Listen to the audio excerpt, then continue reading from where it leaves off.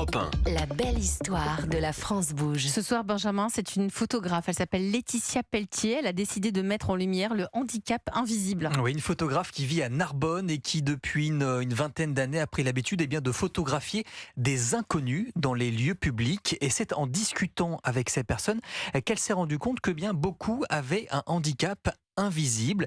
Et c'est là qu'elle se lance dans le projet d'Expo 80%. Alors elle a choisi ce titre puisque 80% des handicaps sont invisibles aujourd'hui. Et donc elle va sillonner la France avec son appareil.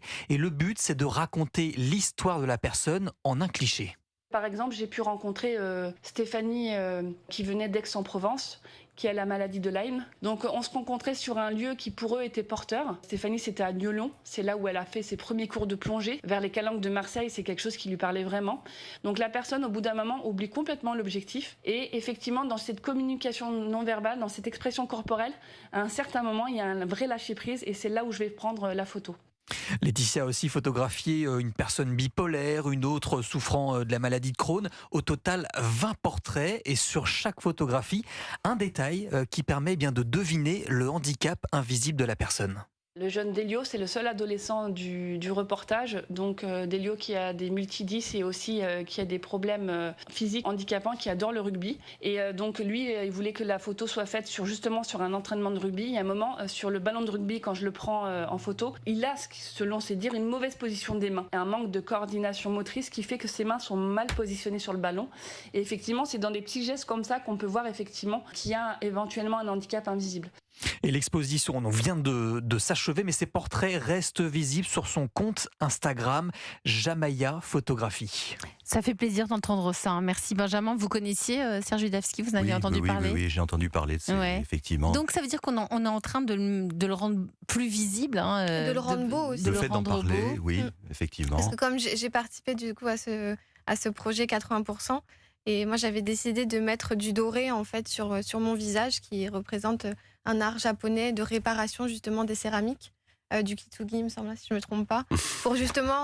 vous pouvez vous tromper. Voilà. Je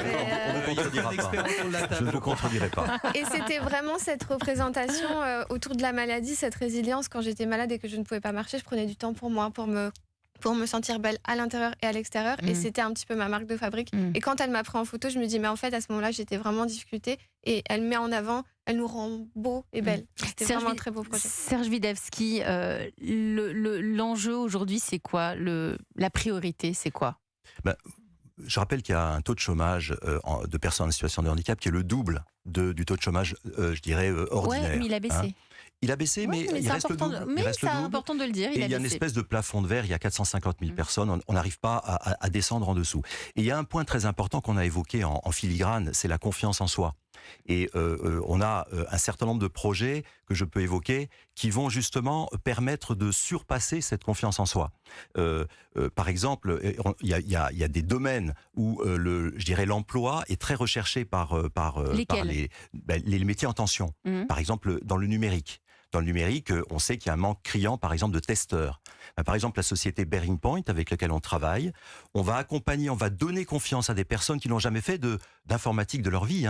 On va les former à un minimum de connaissances informatiques, une prise de confiance en elles-mêmes, dans leur capacité à faire, parce qu'elles ne savaient pas qu'elles savaient faire. Elles avaient un potentiel, mais elles ne le savaient pas. Donc il y a tout un travail qui va être fait en commun avec Bearing Point, pour prendre cet exemple, et à la fin, Bearing Point va recruter la personne. Il y a d'autres métiers, par exemple, dans notre métier, dans notre monde à nous, du médico-social, on a 22 000 postes qui manquent, qu'on n'arrive pas à pourvoir dans le médico-social. On a un projet aussi là, de recruter, par exemple, des réfugiés, des personnes qui sont abandonnées dans des foyers, qui aujourd'hui n'ont pas de possibilité d'avancer en France. Et là, ça se passe en Rhône-Alpes. On a ce projet de leur proposer et puis parmi ces réfugiés, en plus, il y a des personnes souvent qui sont des infirmiers, des médecins, et qui croupissent dans des foyers abandonnés. L'idée, c'est de les remettre au travail, de les accompagner, de les former, de leur apprendre le français. Donc il y a toute une démarche, mais qui passe aussi par, et c'est ça le point clé, le point délicat, des autorisations des préfectures qui aujourd'hui bloquent. Donc vous avez double mission, débloquer les pouvoirs publics et faire avancer dans le concret les accompagnements pour les personnes en situation de handicap.